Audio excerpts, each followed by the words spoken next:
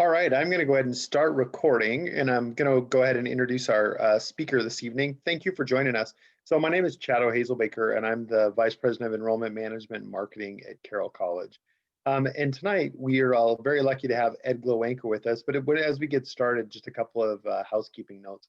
I'll pop open a chat window, and then I'll pay attention to the chat as we go along.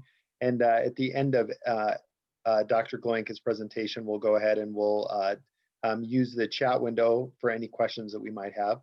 I have gone ahead and recorded, but we do use the recording feature that is the speaker feature, so nobody else is recorded on the panel tonight.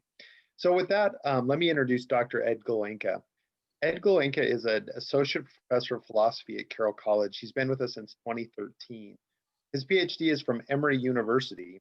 And he's a philosophy professor on campus with expertise in expertise as in intellectual sources for contemporary understandings of nature, such as the link between knowledge and the power over nature and the scientific revolution, subsequent debates over teleological and mechanical understanding of nature, and the reaction to Enlightenment's understanding of subjectivity and autonomy that separates humans from the rest of nature. He's an author, and he's just one of our teachers that really just does a fantastic job with a variety of students. And many of our freshman students will have Ed as part of as they enter, is because he is core. He is also a philosophy as a core part of the requirements at Carroll College.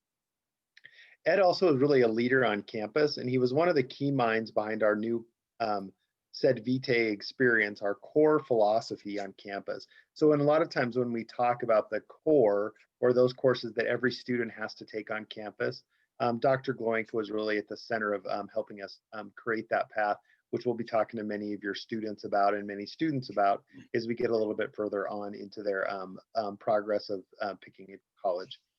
So with that, I'll hand it over to you, Dr. Glowienka, for tonight's presentation. Thank you, Dr. Hazelbaker. Thank you, everybody, for joining tonight. I'm very pleased to be with you. I'm going to, if I can, share this. Wrong one. Is that visible? Yep, looks good. Okay. We're seeing both your slide and we're seeing the audience tools, so it's not in presentation mode at the moment. Okay, got it. I will do that then.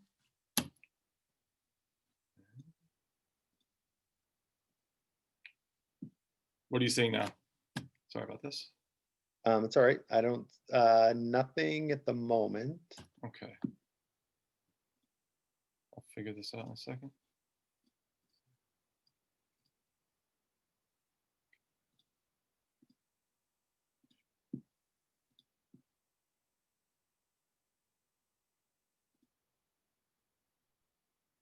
And that looks great. Okay, thanks. Sorry about the mishap. So again, thank you everybody for being here. I've titled this talk "Identity Puzzles: Philosophers on Selfhood," and I have three main goals for the evening. This is one of my favorite images of the semester, which is Rodin's The Thinker in a socially distanced and safe mask. But I have three goals for tonight. I want us to do some thinking. This is a presentation on philosophy. So I'd like us to think together. And for me, and I think for many philosophers, our goal is to make the familiar unfamiliar, which might seem somewhat counterintuitive. We sometimes think of education as being something that takes unfamiliar things and makes them familiar to us. But we philosophers like to take familiar things that are taken for granted and try to make them a little bit unfamiliar. The most famous quote to this effect is probably St. Augustine's quip, which says that when you ask me what time it is, I know exactly what you're talking about. But when you ask me what is time, I'm all of a sudden very confused. So time being one of those familiar things that we can make a bit unfamiliar and puzzle over together. The second goal I have tonight is, as Dr. Hazelbaker was just saying, I'm pretty integrally involved with Carroll's core curriculum here. And one of the efforts that Carroll faculty have been making in the past couple of years is to increase the number of what we call ILCs, or integrative learning courses, which are courses where professors from multiple disciplines, two disciplines typically, come together to investigate a problem from multiple disciplinary lenses. And the thinking behind this is quite simple, that life rarely gives you a clean problem that fits into just one discipline. If you're trying to manufacture a new chemical for a company, that's a chemistry problem. That's also an economical problem. If that is going to affect the environment, that's an environmental problem and an ethical problem. So we want to give students practice in approaching problems from multiple avenues. And I teach a course with a colleague in the psychology department, which is called The Elusive Self, on mind, brain, and consciousness. And really what I want to do tonight is a bit of a taste of what happens in that class. And the third thing, and here's maybe my hook, is I know many of the audience members tonight are probably prospective college students, or family members of prospective college students checking out Carroll College. And I would like to give the students some useful tools for navigating college sales pitches, because I think you're going to be sold two things, many things, but at least two things that are relevant to me. One is you're going to be sold how much college will allow you to grow and change and develop. And that's all good. And on the other hand, you're also sometimes going to be sold the idea that college can help you kind of discover your true self, right? Some sort of bring you closer to self-knowledge. So you're sold two things that aren't incompatible, but they are in tension, namely that there's this kind of core identity that makes you who you are, and that there's change and growth over time, so that we can change and grow over time and yet still have some sort of central identity. And then that brings me to the essential question I want to ask tonight, which has to do with personal identity. Like, what is personal identity? What is the self, or that kind of essential part of you that persists throughout change and growth? We use words like I, like myself, my personality, my identity. We use these terms all the time, but what are we actually referring to when we make these claims? So that's the question I'd like to puzzle through tonight. I'd like to start with a game, and I'm borrowing this from a Philosophy Experiments website. It's a thought experiment that has to do. It's just called the Staying Alive game. Now, a thought experiment, if for those of you who might not be familiar with that term, is simply a hypothetical scenario. But when it's crafted well, it's a hypothetical scenario that tells you something about your beliefs, about your commitments, about your intuitions on a given problem. So I sometimes tell students, like, if I asked you, what would you do with $1 million? That's technically a thought experiment, but it's not necessarily a very good one. Because if you ask me what I would do with $1 million, I would say travel the world. And that tells you something, but it really doesn't tell you much about me. There are many reasons I might want to travel the world. I might like history and culture. I might like lording my images over my friends on my Instagram feed and showing them how much cooler I am. I might be like fleeing from a family problem. There are lots of reasons one might travel the world. So that thought experiment isn't really well developed because it doesn't give us the information we're looking for. A really good philosophical thought experiment gives you a hypothetical scenario, your answer to which will tell you something about your beliefs and your intuitions or your commitments. So I'm going to try to get this to show correctly, but I've got a bit of an interactive game. Here's the website you can join.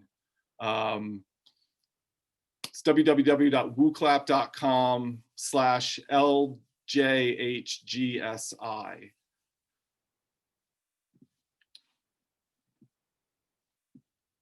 Switch now over here.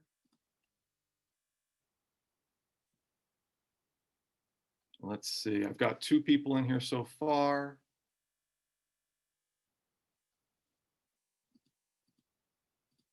Let me get the text. So here's the scenario. It's a bit long, but I think it'll make sense. And again, we'll use these thought experiments. There's 3 of them here to start to get at this question of what makes us ourselves. What's the part of personal identity we care about? So let's say you've been chosen to go on a very important mission to Mars. You have to go. You have no choice, but you can choose how you get there. So one method is teletransportation. You'll step into a scanner here on Earth, something like a scanner at the airport, and it will destroy your brain and body, while recording the exact state of all your cells. And this information will be transmitted to a replicator on Mars, taking 3 minutes, and will then create a brain and body exactly like yours using entirely new materials. The person on Mars will look like you, think like you, in fact, be indistinguishable from you. He or she will certainly feel as though they have merely fallen asleep on Earth and then woken up on Mars. This method is 100% reliable. The other method of transport, sorry about that, is space travel.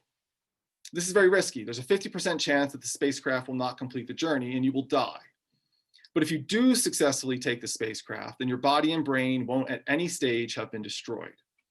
So you are asked here to choose the option which you think gives you the best chance of surviving. And it is up to you how to prioritize what survival means. What gives you the best chance of survival?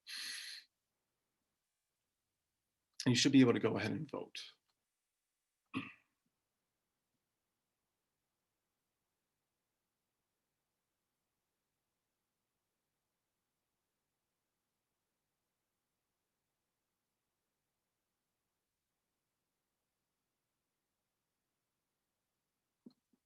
Okay, so it's like teletransporters winning this day.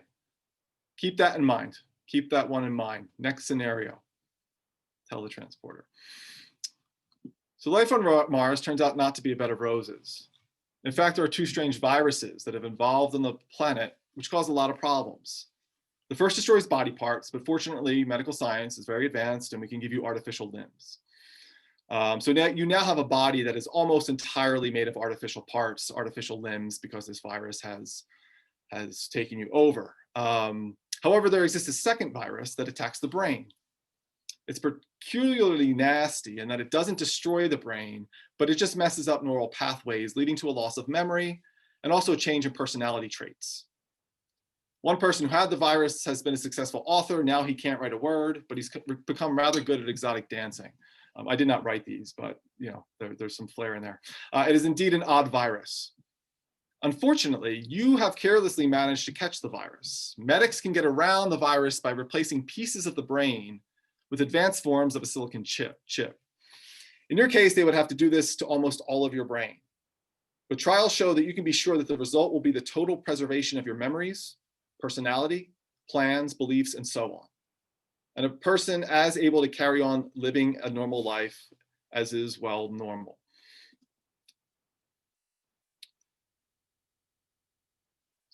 So your choices here are to accept this silicon brain transplant, which will totally replace your brain, but will preserve your memories and your beliefs, etc., or to refuse the silicon transplant and let the virus do what it will. And again, your goal here is simply to survive. Okay, taking the silicon. Taking the silicon.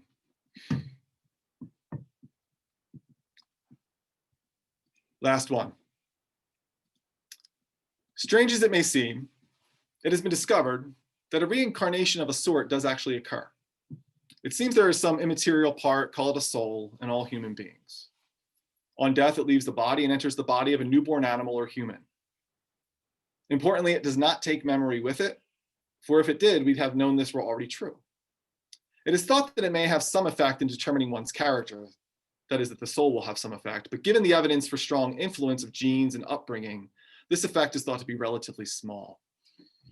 Even stranger than the fact of reincarnation, it seems that our souls die if stored at below freezing point for longer than a week.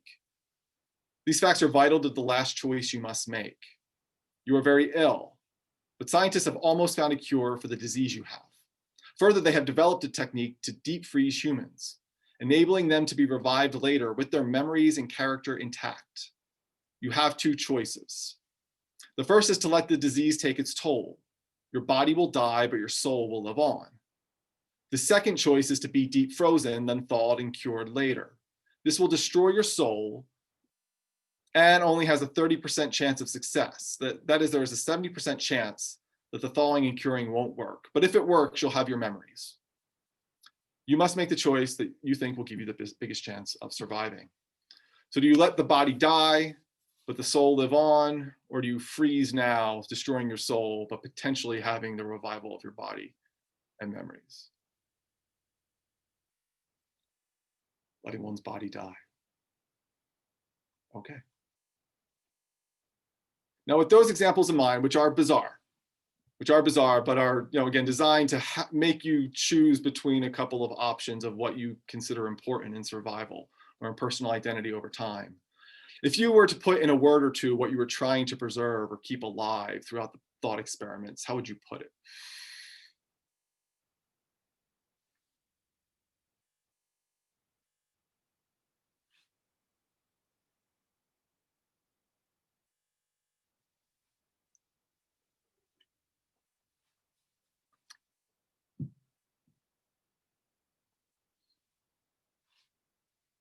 To give possible options here, I know we've got a small crew. Soul would work. You could see somebody saying memory. You could see somebody saying their body, depending on the choices they make.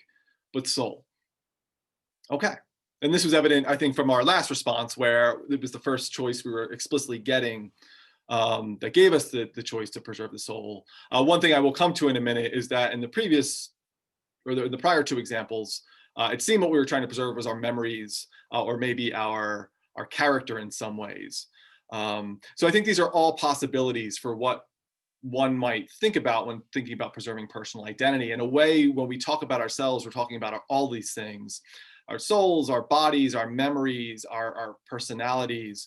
So what I want to do in my time tonight, thank you for participating in this thought experiment, by the way. I find it a lot of fun. I talk about some of the major philosophical theories that are on offer for explaining personal identity, for, again, explaining that part of us that most defines us, that's most essentially us. So one broad category of theory is what's called the psychological continuity approach, sometimes referred to as the memory theory of identity, because that's the most popular form of psychological continuity. This theory goes back to at least John Locke, who said in 1689, "For since consciousness always accompanies thinking, and it is that, namely consciousness, which makes everyone to be what he calls the self, and thereby distinguishes himself from all other thinking things. In this alone consists personal identity, that is the sameness of a rational being. And as far as this consciousness can be extended backwards to any past action or thought," that's the memory piece. "As far as we can extend our consciousness back to any past action or thought, so far reaches the identity of the person." So the idea here is that what makes us the same person over time, what allows us to refer to ourselves as staying the same over time throughout all changes, is that we are connected through memory. So I can't remember everything I did 10 years ago, but I can remember some things I did 10 years ago. So I must be the same person as that person I was 10 years ago. Because I can remember not just what that person did, but I can remember the internal feelings and thoughts that person had. And that person who I was 10 years ago can remember more of the things that happened 10 years ago. And that person can also probably remember quite clearly things that happened 5 years before that. So if I'm the same as the person I was 10 years ago, I'm also the same as the person I was 15 years ago. That person can then remember things further back. And so there's this continuous chain of memory. Again, I might not be able to reach back 30 years very well, but I can reach back 10, and that person could reach back 10, and that person could reach back 10. And I'm identical to all of them. So this is a very common way of approaching personal identity. I think it's why you would choose the teletransporter option that preserves your memories at a very high rate. And so one of the things I want to do for each of these theories, and one of the things I would always do in my classes, is just think about why would this theory be true and why might it be problematic? And I think for the memory theory of identity, one of the reasons we think it's true is because it's crucial to us in developing approaches to accountability, to responsibility. One of the reasons you can hold me responsible for my actions, good or ill, is that you expect that I remember them. So if, to take a ridiculous example, if I decided suddenly in the middle of this talk tonight that I was going to go on a profanity-laced tirade, I don't know why, but it was really bad. And Dr. Hazel Baker is very upset. And then God forbid on the way home, I get in a car accident and suffer massive amnesia. And he comes to my office tomorrow and says, you're just a disgrace, you're embarrassing. And I say, literally, I have no idea what you're talking about. Under this example, I come to work the day after suffering massive amnesia, but just to make it work. I say, I have no idea what you're talking about. Like, I literally don't, I have no memory of what you're talking about. And then maybe Dr. Hazelbaker is confused, but a week later, if he comes back to me and he says, I'm still mad at you, I continue to say, I don't know what you're talking about. And doctors verify that I don't know what he's talking about. It would seem kind of silly of him to keep expecting an apology from me. Like, I'm not that person. I don't remember doing that. You can't hold me as I am now accountable for those actions. So I think memory happens to be very important in how we think about a lot of our responsibilities to others, a lot of our accountability. I hold you accountable for keeping a promise to me because I expect that you either remember or at least are in a position where you should remember that promise. I think, so amnesia is kind of one case of this, why memory it can be seen as kind of a marker of identity. You might think massive amnesia actually changes fundamentally who you are. So, I think there's ways in which that's true. I think it also, the psychological continuity is something we rely on a lot in forming narratives about our life. When we kind of tell our life story, we're kind of talking about a psychological continuity and narrative that we're developing, that we're part of. So these are some reasons why people would think this is true. Reasons why people might think this is not a good account of personal identity have to do, again, with this kind of teletransporter scenario. Let's imagine in the teletransportation case that my original body was not destroyed, but I'm scanned and an exact replica of me. This is an example from Derek Parfit. Let's imagine an exact replica of me is made on Mars, has all my memories, has my consciousness, has my body, but most importantly for this theory, has all my memories. At the moment that person is created, it seems that there are two beings with the same memory. So if memory is really the marker of identity, it would seem that me here on Earth and that replica on Mars are the same person, because we have at that moment all the same memories. We might go on to live longer lives and develop different memories and become different people, but at that moment we have all the same memories. We have the same psychological history. This is essentially the idea that memory is not something that in principle could not be duplicated. Of course, we don't have the technology to duplicate it. Of course, this is not physically possible, but theoretically, there's no reason to think two beings couldn't have the exact same memories. But I don't think in that case, I would say there are two me's, or that there are two selves, or that there are now two Ed Glowienkas. Another maybe more at home reason why people have some problems with the memory theory of identity is because it does not do a great job with the boundaries of life. None of us remembers being born. None of us can even access a time when we remember being born. I can go back to my furthest memory, I don't know, around 5 years old or something, and that person does not remember being born. So it seems that on this theory, you might be committed to say that there's a sense in which it's technically true that I'm a different person than the infant I was. And so there's some issues there. And similarly, we can recreate some of these questions or problems when we talk about memory loss at the end of life, dementia, these sorts of things. I'm not going to pretend to play psychologist tonight, but one thing I wanted to point out, since I wanted to highlight some of the interdisciplinary natures of our courses, is one link my colleague Leslie Angel in psychology can make when we're teaching this material is to things like dissociative identity disorder, or what used to be called multiple personality disorder. You might have one human body within whom there are distinct personalities with their own psychological histories. That when I'm I'm manifesting one personality, I have one set of memories, and when I'm manifesting another personality, I have a different set of memories. And again, I think memory theory of identity is an attempt, it's not an attempt to explain things like this, but it is a tool by which we could explain these kinds of phenomena, and why I, again, wouldn't hold you responsible in one identity or one personality for actions you committed while you thought you were in another, or when you were presenting in another. Again, I'm not an expert on any of these conditions, but to give you some link or some idea of a link we can make between these kind of philosophical theories and everyday, really human and clinical issues.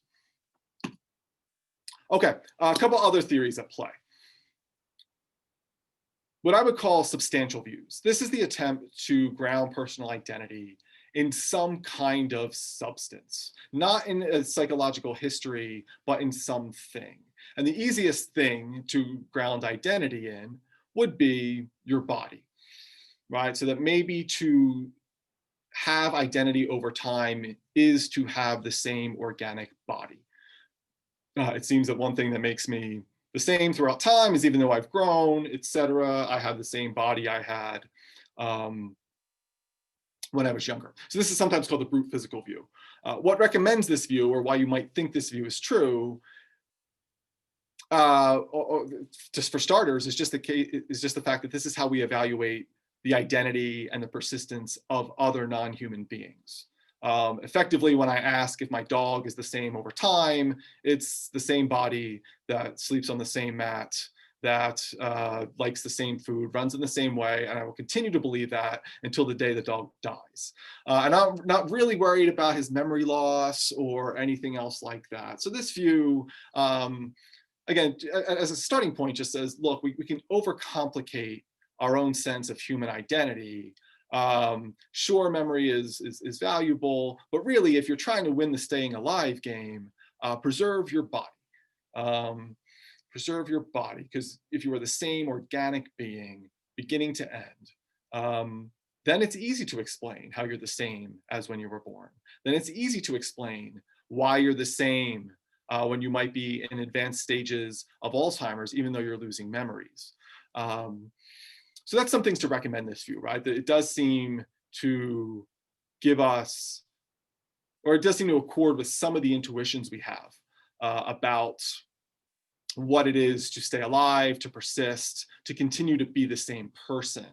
And yeah, I'll make my maybe cross-disciplinary link right now. If you look at certain unconscious, or what we might call vegetative states, you could imagine somebody reasonably saying, I know that my loved one is in a vegetative state, but they're still there, right? And in some ways, if you believe that, that would be a way of saying it's their body that's allowing for their continuance of identity. That's what I'm really identifying as them. Some problems with this come in with the idea of kind of your body. We can talk about it as one organic body, but the parts are changing all the time, right? So I don't know what it is. People say that your cells completely regenerate within 7 years. There's also a way of putting this question, which is to say, if you replaced one part of my body slowly over time, let's say I needed some sort of mechanical limbs, I would be okay with that. I'd probably still say I had the same body, but what happens when you've replaced over 50% of my body? Or what happens if you would replace it all at once with mechanical parts? All of a sudden you replace over 50% of my body. Is it then, do I really still have the same organic body then? I think I'd still consider myself the same person, because I remember being the same person, but I'm not sure that I would consider a completely mechanical or even majority mechanical body to be my same organic body that I was born with. So maybe, this is what the critics would say, maybe we don't really want to burden the body with being the thing that explains our persistence and our identity over time. A similar view, formally similar, even though it's talking about a very different thing, would be to say that my identity is guaranteed by some sort of immaterial or non-physical substance, what we would standardly call a soul. And I think what would recommend this, I think, would be all kinds of ways in which we kind of value the soul's persistence for religious reasons, for reasons of thinking about what happens to us after death. I'm teaching here at a Catholic college. Obviously, there's lots of theological writings that have developed in and around this idea of the soul. So there are things to recommend this view. I think the critics would say that when the question is not about, let's say, what happens in the afterlife, but the question really is, what is it that we point to as the essence of us? When people talk about the soul, they generally build in other features. So when people talk about their souls, they're oftentimes often talking about their personality or their memories. And I think that last thought experiment was meant to show you that we probably, or maybe it's feasible that you might not really care about the soul itself. If what I told you was your soul will survive, but you're not going to remember it. It's going to go into some other animal. Reincarnation's real. We figured it out. I don't know how.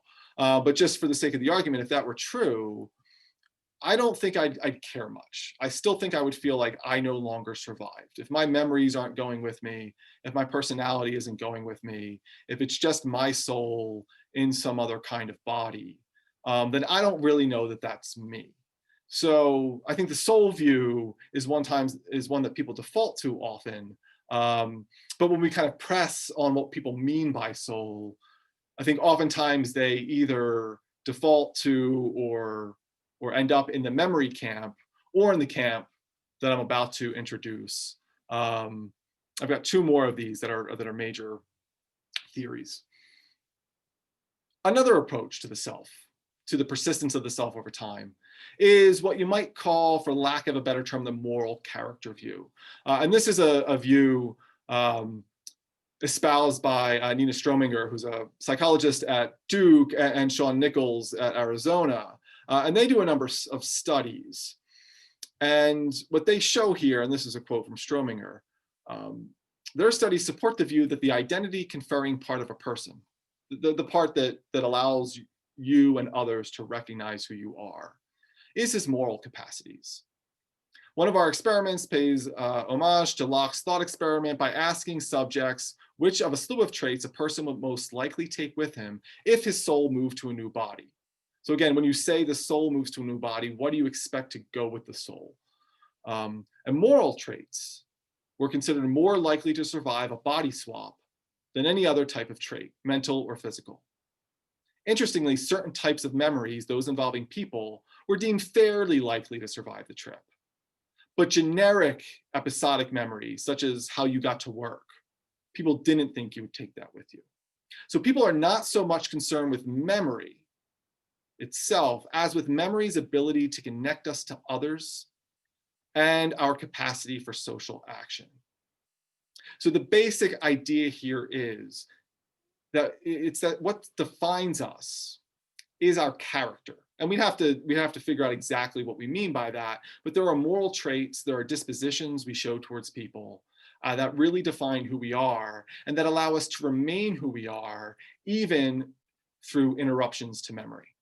So I often think of the example of my wife's grandfather died earlier this year at 97. And at the late stages of his life, he struggled with memory quite a bit, had quite advanced dementia. But when we would get together, people would say things like, he can't remember many things, but he's still Lloyd. He's still Lloyd because he's still sweet, and he's kind of feisty, and he's a bit sarcastic, and he doesn't take crap from people, and he's just this kind of nice blend of sweet and curmudgeonly. And that's Lloyd, and Lloyd's still there. And I think this is something of what this moral character view is trying to capture. We do care about memory somewhat, but only insofar as it allows us to recognize the moral traits of a person, to recognize ourselves. This gives some credence to the fact if somebody has a major moral transformation, We say things like, I don't think that's the same person anymore. You're not the person that I grew up with. You're not the person I married, whatever it is. So this moral character view, what we're saying when we say that, by the way, is not that you don't remember when we grew up or you don't remember when you got married. It's not about your memory. It's really about your character. So I think this view has a lot going for it. One thing somebody might use to criticize this view is to say, okay, look, moral character seems really important. It seems really necessary, but maybe it's not enough to define who we are as individuals. Because if you were to describe my character, you know, I don't know what people would say, but right, maybe I'm generally generous, but lots of people are generous, and I'm kind of funny, but lots of people are kind of funny. And so, you know, we can talk about the importance of character. Lloyd was sweet and curmudgeonly, but lots of people are. So maybe we're not just looking at moral character, but maybe that's one piece of a puzzle that also includes something like the same body or memory, etc. So I think a critique here would be that this view says something important, but it doesn't quite say enough. But again, it has a lot recommending it. And one potential link, again, to just share some of what we do in these courses. My colleague, Dr. Angel, oftentimes likes to introduce students to what's known as Capgras delusion. And again, I'm not an expert here, but the heart of this is somebody who suffers a traumatic brain injury comes to treat the people closest to them as if they were imposters. So somebody will suffer a brain injury and become very convinced, for instance, if it were me, I would become, for instance, very convinced that my mother was not my mother, but an imposter who was pretending to be my mother. And psychologists, neurologists are trying to figure out what's going on here, but the going theory broadly is that what happens there is that what becomes disrupted through the brain trauma is certain emotional pathways, certain emotional connections. So when I say my mother's an imposter, what's going on is that one part of recognizing her, and we don't notice this most times, so one part of my recognizing my mother is that I can recognize her facial features, you know, and her other features. She's about 5'9", has curly hair, has this nose. It's pretty much all out there.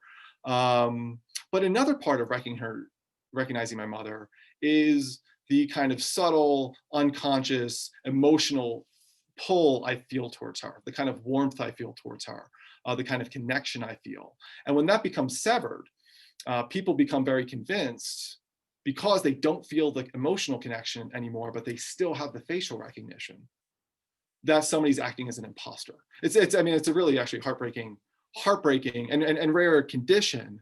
But I think it's the kind of thing that might make you think, yeah, okay, what's really important in how we identify other people and how we identify ourselves are these more moral, emotive, dispositional connections. I think my mother in that instance would be well within her rights to say, my son is gone. He's there, but he doesn't recognize me. He doesn't treat his brother like he treats his brother. He doesn't treat his children like he's just not there. He's somebody else right now. Again, even though I have the same organic body, even though I might have some of my memories, because I lacked certain moral characteristics and social bonds, you might be justified in saying that is not personal identity. Okay, I'm going long, so I want to leave some time for questions. So I'll go quickly through this last group of theories, which are oftentimes called the bundle theory or non-self views. And the idea here is that we're overcomplicating this question in certain ways. When I talk about myself, I'm not really talking about any one thing. It's a kind of convenient linguistic shorthand. It's a convenient way of describing what is a more dynamic and less unified phenomenon. So the philosopher David Hume in 1739 famously said, if you look inside yourself, like do the kind of typical classical philosopher, thinker, introspection thing, what do you see? And Hume says, I never really see my soul. I never really see myself. I never really see David Hume.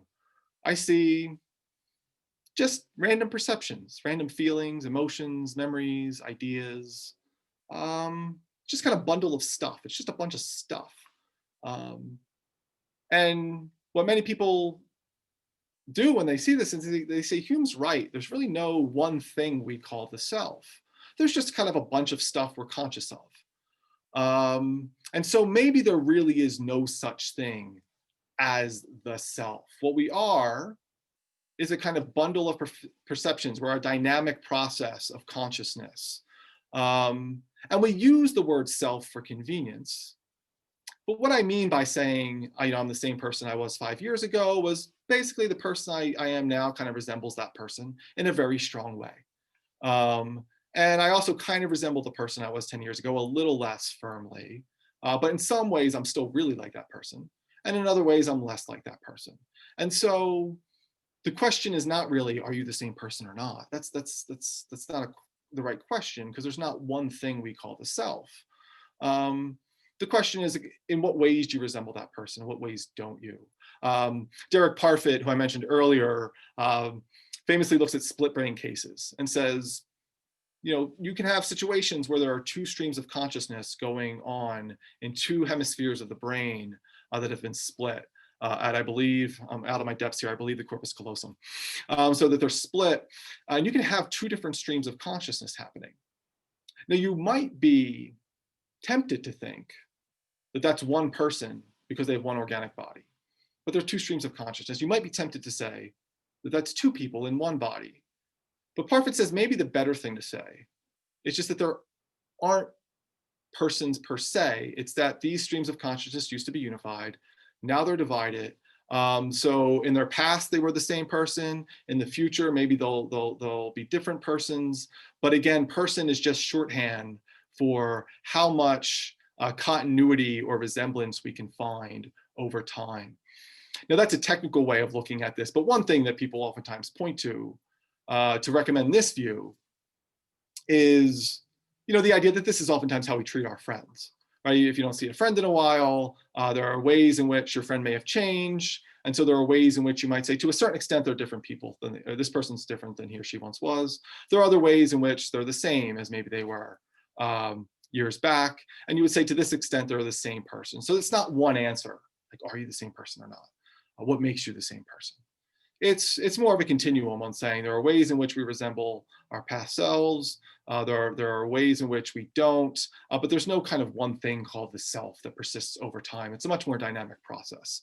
I think, the basic critique of this would be, if I could put it non-technically, but like, yeah, that might be true, but I still want more. Like, I still feel like it's my memory that makes me me, or my soul that makes me me, or my body. Like, it can't, this kind of fluidity, this kind of uncertainty of a non-self view or a bundle view, depending on which way you take it, could be seen as an inadequate solution to the problem.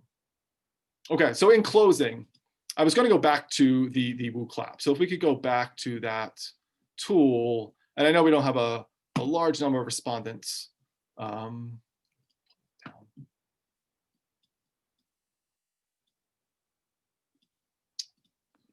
But the next question I had was, and this is a question that allows you to assign points. So you're given 100 points and asked how much confidence you have in each theory.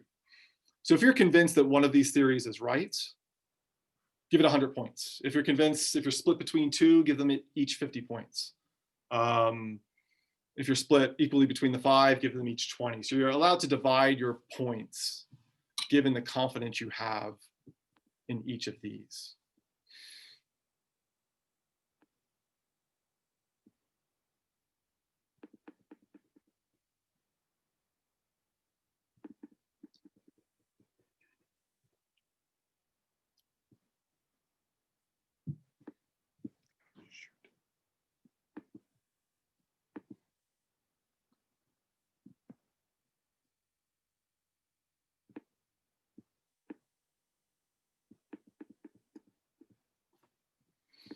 And either nobody wants to play or this is a hard question. And I never know which is true.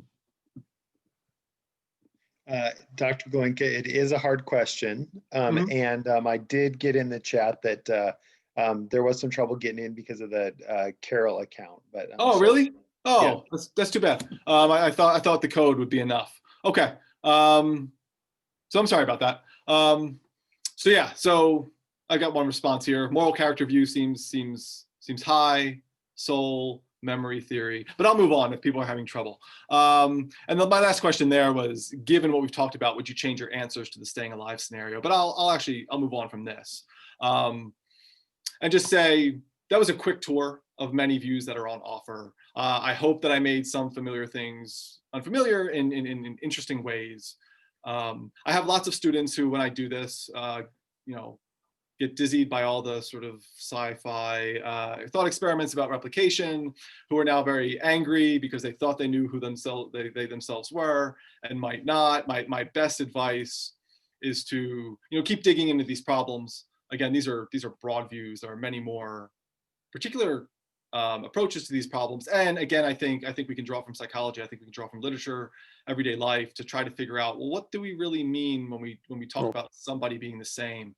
And the other thing is, I think you can always think about what William James called the cash value of philosophical questions, by which he did not mean investment returns, but he meant the idea that, you know, how you respond to these questions oftentimes does have an impact on how you lead your life, right? So if you really think that memory is key to your personal identity, then I would start taking whatever supplements are shown to increase your memory power. And if you really think moral character is essential to your identity, well, then maybe you don't care so much about forgetting things here and there. But really, what really matters to you is fomenting those social relationships, working on moral traits that are important to you, being more kind, empathetic, generous, whatever it is. And if you think your body is the locus of your identity, then again, you know, go to the gyms when they reopen. But so I do think these can seem like really abstract questions, but they do subtly impact many of the choices we make. So thank you for joining me tonight. Thank you for engaging in some thought experiments, and I'll turn it back to Dr. Hazelbaker.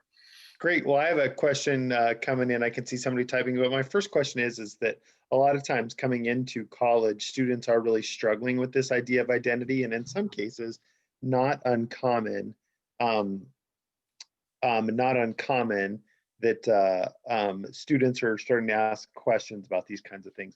So how does that show up in this class for students? Where do they typically struggle? What do they tend to get right away on the theories that you've talked about?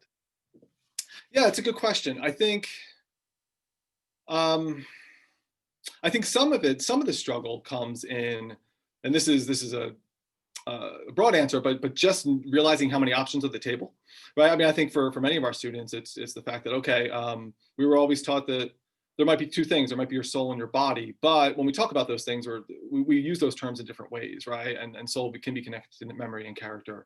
So I think there's a lot of that. I think a lot of the questions that we get from students is, we have these kind of rare psychological cases we can talk about where you might really say somebody's identity has completely changed, but most of us exist in a world that is much more gradated, right? Like, I'm going to change so much every year, and how much of a change for me becomes a kind of threat to everything I thought about myself, right? How much of a change becomes something that will cause trouble in, you know, whatever it is, my relationship with my parents, my romantic relationship, etc. So I think a lot of those discussions about how much change can a stable identity withstand become very interesting for students.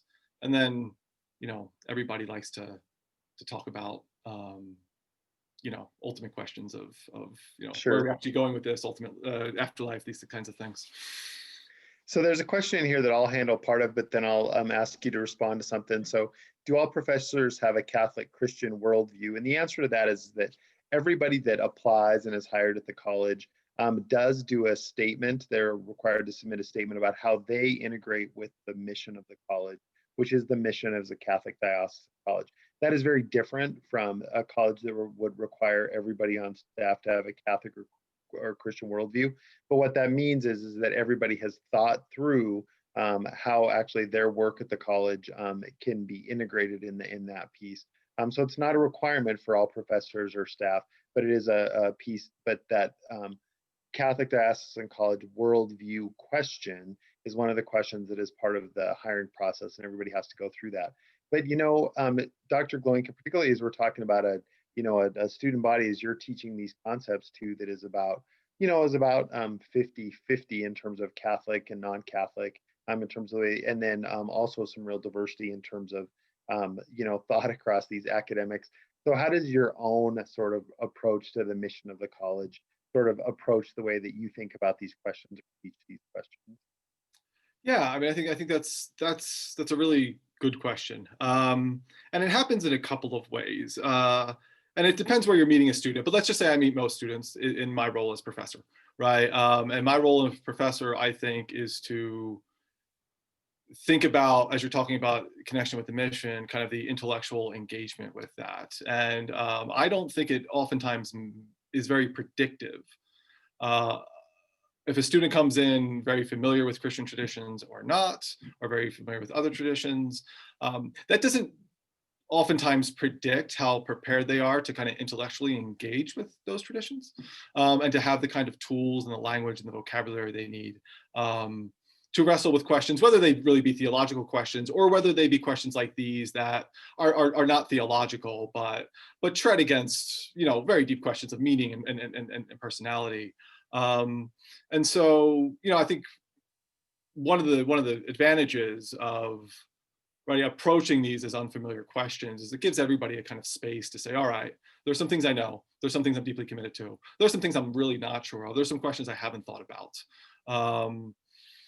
There's one example I always go to, but it's one of my favorites, is that I had a student who was herself-religious come up to me after a class one day, very concerned about why Descartes thought God could change the laws of mathematics, which is not a question most religious people wrestle with. But it was an opportunity to discuss, okay, so Descartes says that about God. What does that mean about his idea of what God is, about who we are, about what knowledge is? So I just think there's a lot of common terrain, a lot of common ground that falls out or that arises through all the unique ways in which different professors find engagement with the mission, even without having any kind of confessional, or even if they don't have any kind of confessional Christian approach. Great, thanks. All right. So, and then the final question here came in through just directly to me. So, how does all of those pieces in the core? What were all those pieces? So there's a question about theology, philosophy, history, generally, and I think I think at the core of the question here is what are the important core classes that if someone's going to have to take as they start at Carroll? Sure. How much time do we have? So no, I mean, I think there's a couple ways to think about the core. One is as Dr. Hazelbaker just said, broadly as sort of the distribution of classes you're going to take, and that's certainly there, right? You're going to take a history class, you're going to take an art class, and then I think there's the skills and the kinds of classes we're really trying to use to develop certain skills. So there's a whole writing sequence, beginning with what we call Core 110, which will be your freshman kind of introduction to college and writing class, and then you'll take an intermediate writing class and an advanced writing class. So lots of emphasis on writing. And those classes could be in any discipline.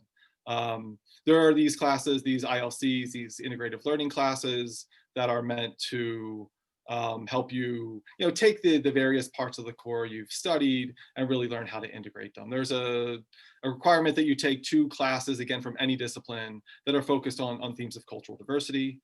You do take 2 philosophy and 2 theology classes. There's a requirement that one of those be in ethical reasoning, right? There's an expectation that the core will help you think through ethical problems in more sophisticated ways, and in more comprehensive ways.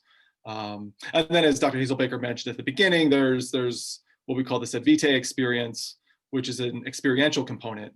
Can be fulfilled multiple ways: internships, study abroad, things like student teaching or nursing clinicals, undergraduate research. So ways in which we're really trying to get students to think about what the steps are beyond Carroll as they go into kind of the world and into broader communities. What are the experiences we can use to facilitate those connections and those transitions? So, I mean, we could say more about the specific classes, but I think that's one way to kind of think about what the course is trying to do. Study lots of disciplines, integrate them, give you the skills you need to move forward, and really start to make some of those experiential connections. Great. All right. Well, thanks. I don't have anything else coming in, and we're at time, so I really appreciate you taking time with us tonight. Yeah, and I apologize for the woo clap thing. I'm sorry I didn't hear more answers, but keep thinking about teletransporters. Yeah, it's actually the thought experiment is it's a pretty fascinating. It's great. That connection with the lecture was a lot of fun. So thank you very much. So I will be. I'll stick around for a second in case there's any other questions. But otherwise, we'll say goodnight, and I will stop the recording. And thanks so much, Dr. Glowienka. Have a good finals week. Thank you, everybody. Good luck. Happy Thanksgiving.